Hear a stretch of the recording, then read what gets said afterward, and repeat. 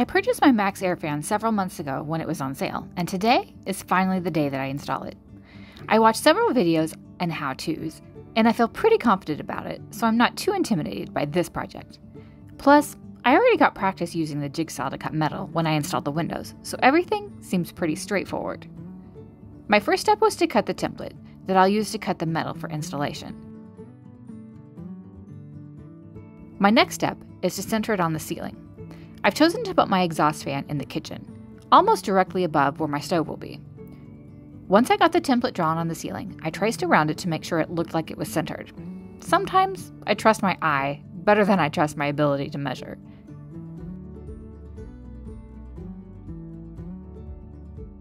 When I felt like it was centered correctly, I drilled a hole in each of the 4 corners. This is for 2 purposes. The holes will allow me to start my cut with a jigsaw, and also, once I'm on the roof, these holes will let me see where my template should be placed. I chose to do the cutting on the roof, rather than while I was standing inside. I'm not real great at working overhead. Once I was on the roof, I used the 4 holes that I drilled to place my template. After I drew that square, I used my jigsaw to cut the hole, and thankfully, it seemed to be centered just perfect. I did forget to bring some tape with me to tape the metal while I was cutting, which made it a little bit more difficult, but it worked in the end. My next step was to haul the fan to the roof, which is always a sight to see. I attached the trim with screws through the ceiling, as well as butyl tape. I also used some RV tape on the top of the screws to make double sure that there would be no leaks. Then, I screwed the actual fan to the trim. The most rewarding part of this whole process was tearing off the protective plastic when the entire project was finished.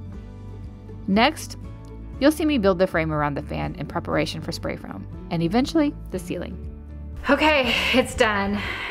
It's starting to cool off. I put my coat back on. It's almost 5 o'clock. Sun's going down, but look. There it is. So there's still a bunch of trim work inside here that I have to do, but I'm calling it a day.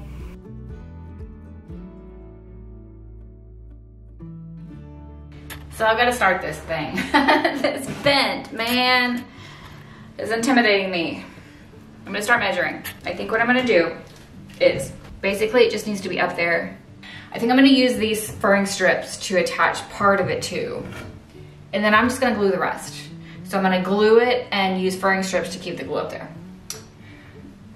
And we will see. So I'm going to set up my little station outside to cut all these pieces of board. I haven't been out there cutting board in a long time, and it's windy today, so it's gonna be everywhere. But that's okay, it's sunny.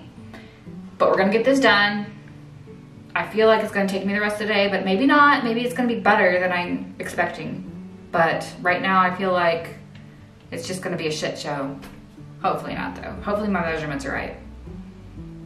Here we go.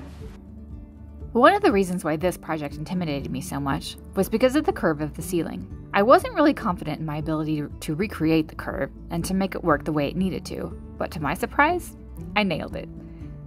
And it was even in the first try. The first thing I did was measure everything and trace the curve on a piece of board. I then used that board as a template on the 2 other boards that needed the curve. There was a lot of cutting and taking it inside to try before screwing anything together, of course.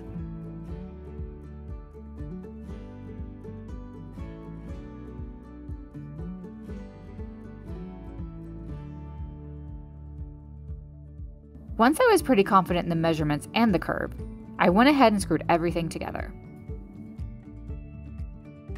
Okay, I have all my pieces cut, I have them screwed together, everything's screwed together.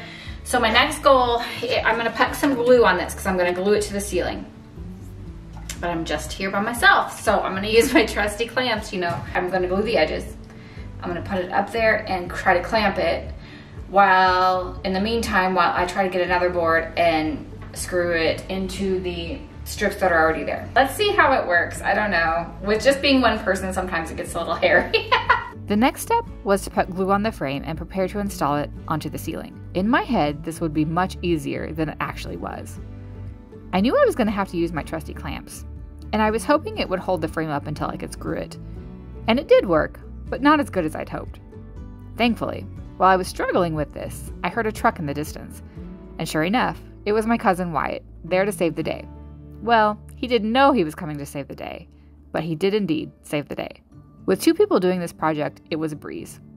One person held the frame in place while the other screwed in the board. Okay, so maybe that could have been done by myself, but man, I was glad that Wyatt came by. So, shout out to Wyatt. Thank you for happening to pull up at the exact right time to help me. Oh my gosh, it made it so much easier. Again, I probably could have done it, but who knows how many times it would have fallen and I would have had glue everywhere. It's done. So I notched this little spot out for the conduit that's going to house the wire. I feel like I've gotten a lot done today. These little projects. I'm glad that that turned out so good the first time. I don't think I had to cut anything twice. I snapped this photo during the installation of the spray foam, and the framing worked. Stay tuned. I'll be working on the spray foam videos soon.